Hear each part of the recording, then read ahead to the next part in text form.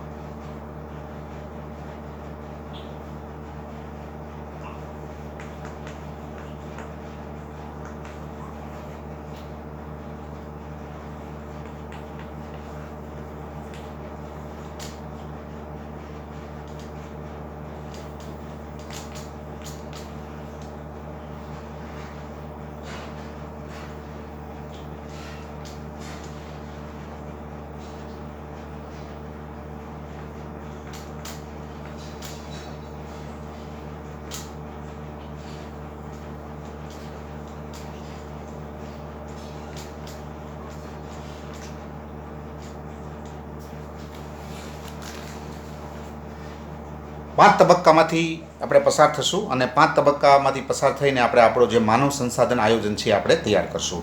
હવે એમાંનું પહેલું છે ધ્યેય નિર્ધારણ.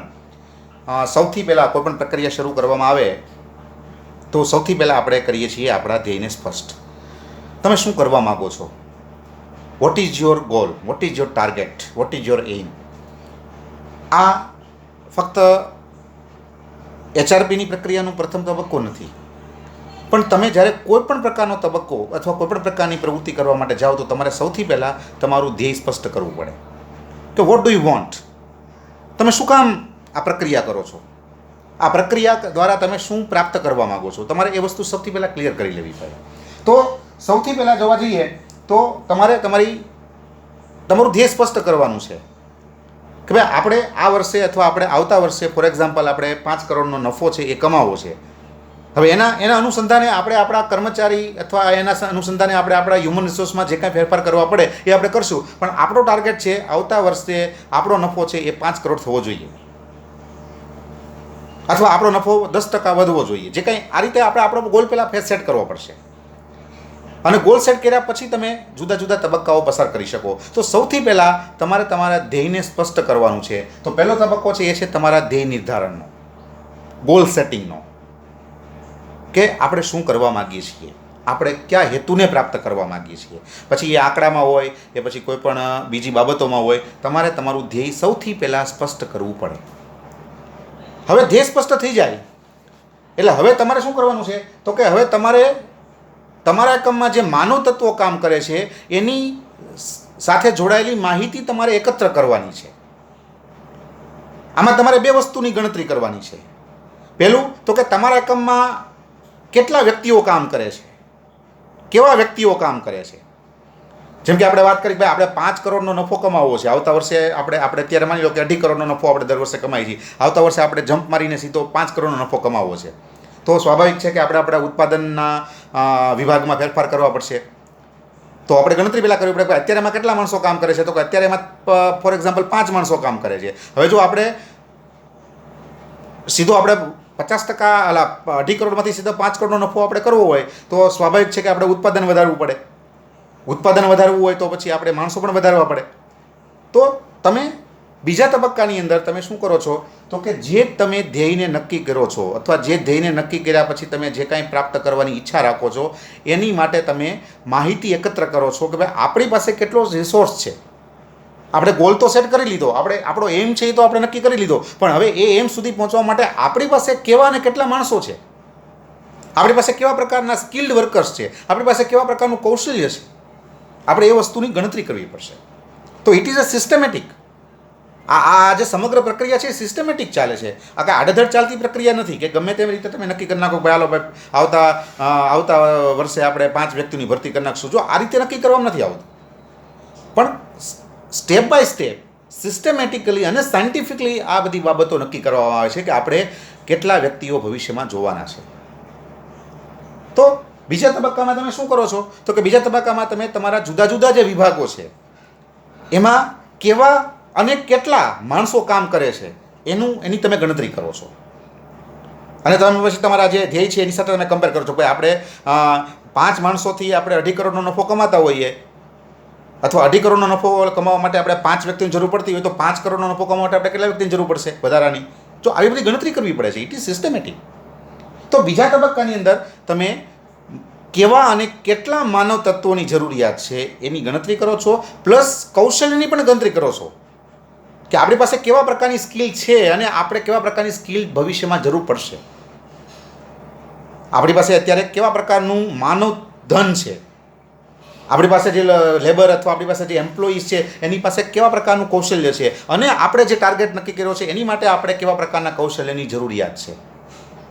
તો બીજો તબક્કો છે એ છે માનવ સંસાધન અંગેની માહિતી એકત્ર કરવાનું.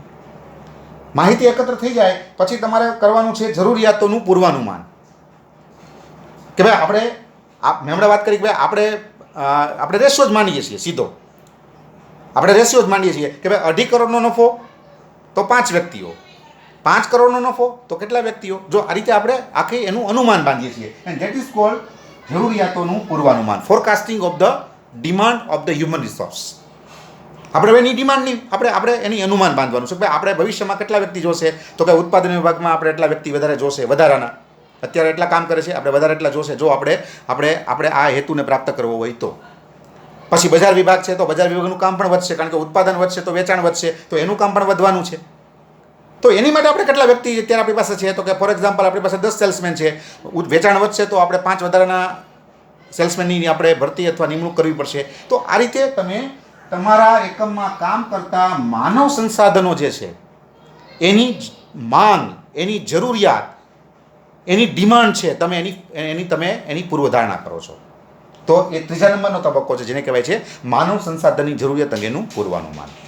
હવે જો HRP છે એ ફક્ત ડિમાન્ડની વાત કરીને બેસી રહેતું નથી કે ભાઈ આપણે કેટલા વ્યક્તિ જોશે, કેવા પ્રકારના વ્યક્તિ જોશે, બસ ચાલો HRP પૂરું, એમ નથી. હવે આપણે એનો પુરવઠો ક્યાંથી મળશે એની પણ વિચારણા કરવાની છે કે ભાઈ આપણે 5 એન્જિનિયરની જરૂર પડવાની છે આવતા વર્ષે, તો એ 5 એન્જિનિયર્સ આપણે ક્યાંથી લાવશું? ઘણા બધા રિસોર્સિસ છે, આંતરિક રિસોર્સિસ છે, બાહ્ય રિસોર્સિસ છે. આંતરિક રીતે તમે એ વ્યક્તિઓ મેળવી શકો, બહારથી તમે બાહ્ય જગતમાંથી તમે બધા એ પ્રકારના કર્મચારી, એ પ્રકારનું સ્કિલ તમે મેળવી શકો.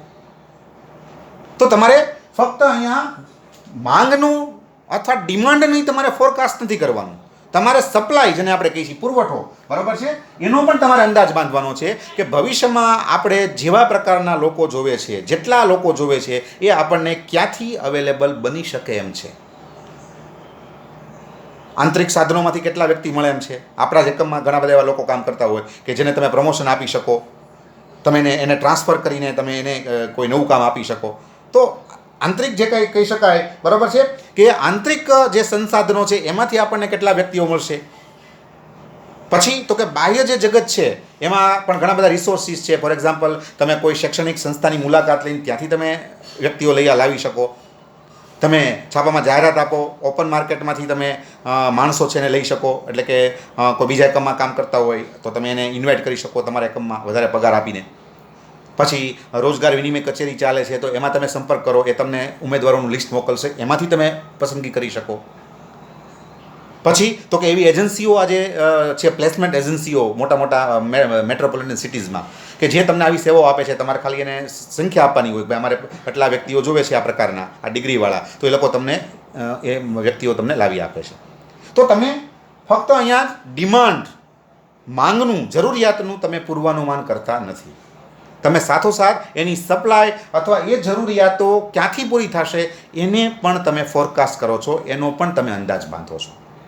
તો આ રીતે 4 તબક્કા છે. અને છેલ્લું પછી તમારે હવે એનો અમલ કરવાનો છે. એની માટે આખો વિભાગ ઊભો કરવો પડે, HRP માટે આખો વિભાગ ઊભો કરવો પડે, એની માટે આખી પોલિસી નક્કી કરવી પડે, એની માટે આખો સ્ટાફ રિક્રુટ કરવો પડે. આ બધી વસ્તુ કરવી પડે. HRP કાંઈ it is not a common process. આપણે પહેલાં પણ મેં તમને વાત કરી કે આ કોમન પ્રોસેસ નથી, આ કોઈ સામાન્ય કહી શકાય એવી પ્રક્રિયા નથી. It is A systematic and scientific process. તો એની માટે થઈને આખો વિભાગ ઊભો કરવો પડે. પછી તો કે એની માટે થઈને ફોર એક્ઝામ્પલ જોવા જઈએ તો તમારે આખો સ્ટાફ ઊભો કરવો પડે. પછી તો કે જેને કહી શકાય કે એનો અમલ બરોબર થાય છે કે નહીં, એ માટે તમારે આખી વ્યવસ્થા ઊભી કરવી પડે. ખાલી વિચારવાથી કોઈ કામ થતું નથી, તમારે એનો અમલ પણ કરવો પડે. એની જો એક્ઝેક્ટ અમલવારી કરી શકાય તો જ તમે જે કાંઈ તમારા હેતુઓ છે તમે એને પ્રાપ્ત કરી શકો. તો આ જે આખો કન્સેપ્ટ છે, એ કન્સેપ્ટની અંદર તમે આ બાબતનો ખ્યાલ રાખી શકો. તો છેલ્લો જે તબક્કો છે એમાં તમારે તમારા માનવ સંસાધન આયોજનનું વાસ્તવિક રીતે અમલીકરણ કરવાનું છે. આખો વિભાગ ઊભો કરશો, નીતિઓ ઘડશો, કાર્યક્રમો તૈયાર કરશો, આખો સ્ટાફ છે એ તમે એની માટે રિક્રુટ કરશો. પછી તાલીમ અને એના કાર્યક્રમોની તમે આયોજન કરશો. તો આ રીતે તમે તમારું જે માનવ સંસાધન આયોજન છે એનું વાસ્તવિક, એનું સાચું અમલીકરણ થાય એવા તમે પ્રયત્ન કરશો. તો 5 તબક્કામાંથી પસાર થઈ અને માનવ સંસાધન આયોજન છે એ થતું હોય છે, બરાબર છે. It is the process of HRP. આપણે શોર્ટમાં HRP કહીએ છીએ. ફરી એકવાર, just for your memory, just for your kind information, HRP એટલે હ્યુમન રિસોર્સ પ્લાનિંગ, માનવ સંસાધન આયોજન. આ એની પ્રક્રિયા છે. આ એના કેટલાક સામાન્ય કહી શકાય એવા તબક્કાઓ છે. ફરી એકવાર રિપીટ કરું છું, ઇન શોર્ટ એન્ડ સિમ્પલ. પહેલાં ધ્યેય નક્કી કરો. ધ્યેય નક્કી કર્યા પછી તમારા એકમમાં કેવા અને કેટલા માણસો કામ કરે છે એની માહિતી એકત્ર કરો. પછી ભવિષ્યમાં કેવા અને કેટલા વ્યક્તિઓની જરૂરિયાત ઊભી થઈ શકે એમ છે એનો અંદાજ બાંધો. જરૂરિયાતોનો અંદાજ બાંધ્યા પછી એ પ્રકારના વ્યક્તિઓ એટલા વ્યક્તિઓ ક્યાંથી મળશે એનો પણ તમે અંદાજ બાંધો, એના અંગે પણ વિચારો. અને છેલ્લે લાસ્ટ બટ નોટ લીસ્ટ, તમે આનું વાસ્તવિક અમલ થાય એ માટે તમે એક અમલીકરણ માટે એક આખું જેને કહી શકાય કાર્યક્રમ તૈયાર કરો. તો આ રીતે 5 તબક્કામાંથી પસાર થઈ અને આપણે HRP એટલે કે માનવ સંસાધન આયોજન છે એ આપણે કરતા હોઈએ છીએ. Okay, thank you.